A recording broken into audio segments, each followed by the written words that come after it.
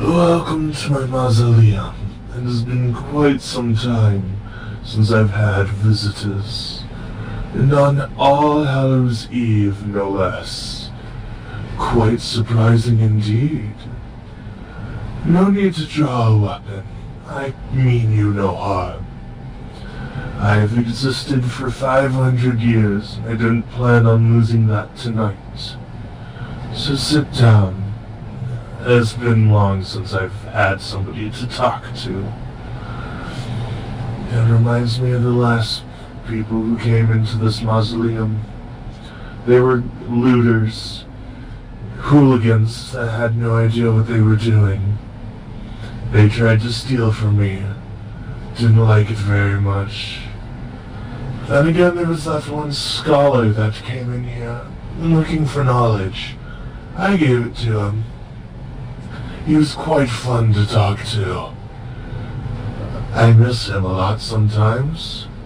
That was 235 years ago, if I am correct. Though I'm not quite sure. Time is such a fickle thing. And more importantly, it's also a thief.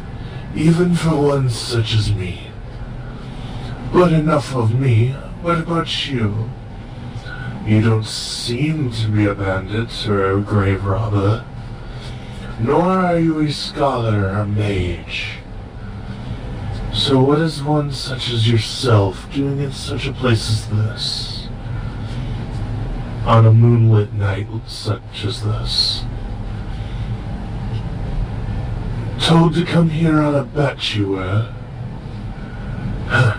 Funny how foolish children can truly be. And cruel. That is unfortunate that your friends would pull such a cruel trick on you as this. But then again, they probably didn't think I was truly real. The old lich that inhabits the abandoned graveyard at the edge of the forest. Though now that I think of it, is the forest still there? I haven't gone outside in such a long time. I'm in deep within the forest now. Seems that things have gone quite overgrown. I wonder if the rose garden is still there. It's an overgrown bramble now. How quaint. Though, I guess that's to be expected. I wonder who's taking care of it. It shouldn't have lived this long. I'm sorry for rambling. I often do. But can you really blame me? I've lived for centuries. It's impossible not to ramble like the old man I am. Please, sit down. I've been so rude talking to you and not offering you a seat. I don't have any food to offer, but I do have tea.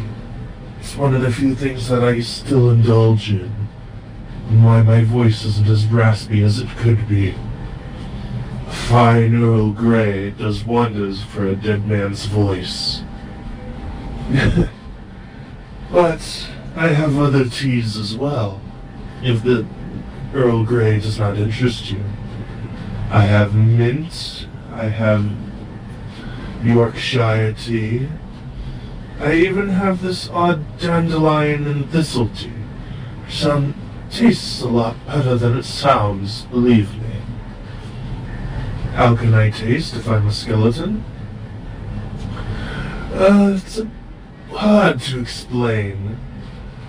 I guess I'm gonna default to it's magic. We'll go with that.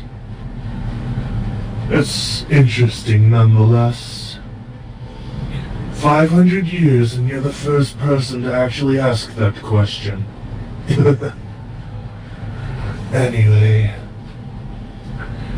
how did I become a lich? Now there's an interesting one. I used to be a necromancer at a mage's college. College probably doesn't stand anymore. but I excelled in every aspect of my work. But I could never be satisfied. My teachers and peers always mocked me for it. You're such a perfeculist, Tom.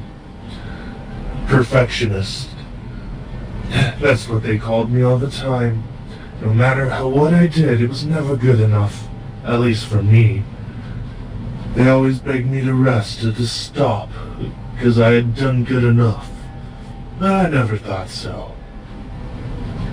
Ah, tea's ready. Here you go. It's been a while since I've been able to share tea with someone. Gets lonely. Oh, so lonely.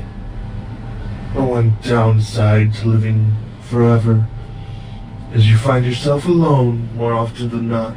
People you come to be acquainted with leaving you all the time. Rather rude of them, if you might think. But I've pestered you for long enough. I'll let you go now. I hope you enjoyed the tea.